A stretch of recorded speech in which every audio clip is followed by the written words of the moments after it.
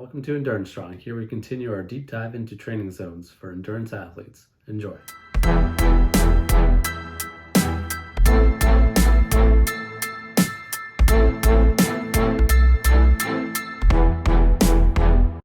When we discussed Zone 1, it was all about performing your workout at an intensity where not enough stress is applied to your body to elicit any training adaptation. With Zone 2, we crossed that threshold in order to start stressing our aerobic system. Simply stated, your aerobic system uses the oxygen you breathe in to create the energy your muscles need to perform the repetitive movements you need for endurance sports. The more efficient your body is at doing this, the better your performance will be in your sport. During longer races and events, your aerobic system is the primary factor determining your performance. The shortest endurance events and races are still 15 to 60 minutes in length, meaning your aerobic system is still a main contributor to your success. So clearly this is an important training zone for endurance sports, and that is why most of your training time is spent in this zone. Improving aerobic fitness in this zone leads to building stronger heart muscle, increased number of mitochondria and cells, increased number of capillaries and muscles, and an improvement in stamina. These adaptations lead to increased efficiency in your aerobic system, meaning you can perform your sport for longer and at a lower perceived effort, meaning you will have more in the tank for harder efforts.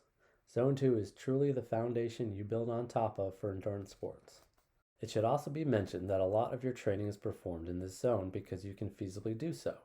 For example, performing intervals in higher training zones every day is not possible, or at least performing them with some level of quality and without injuring yourself is not possible. On the other end, training in Zone 1 could be done for an eternity, but you wouldn't be working hard enough to reap real benefits from said training.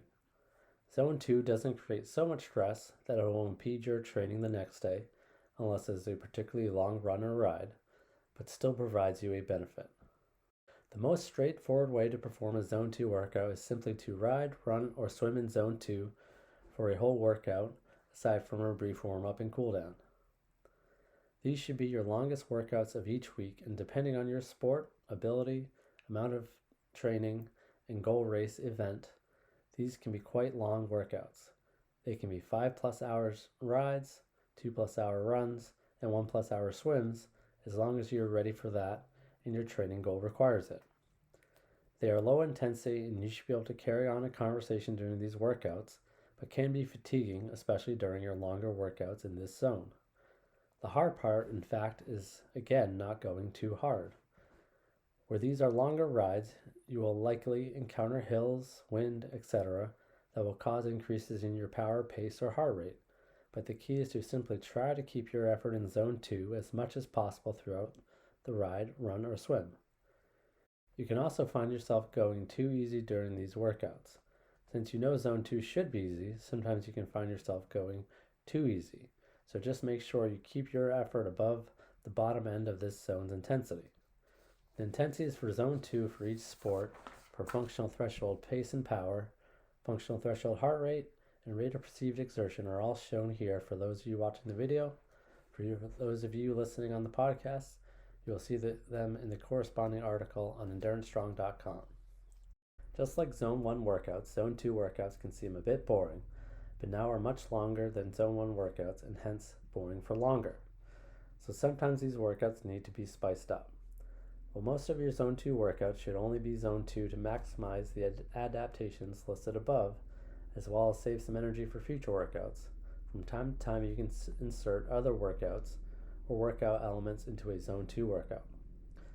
One way would be to front load a long Zone 2 workout with a different workout early on.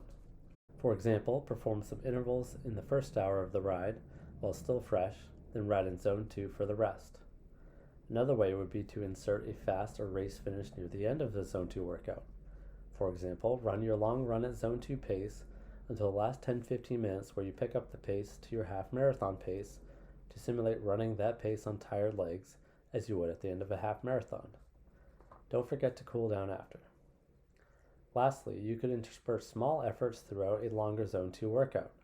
For example, every 15 minutes during a 4-hour ride, you could stand up and sprint for approximately 8 seconds to a telephone pole or other marker. Just make sure that these additions don't change your easy pace Zone 2 workout into something completely different. You should still have your longest rides, runs, and swims for most weeks be pure Zone 2 for maximum stress to that energy system.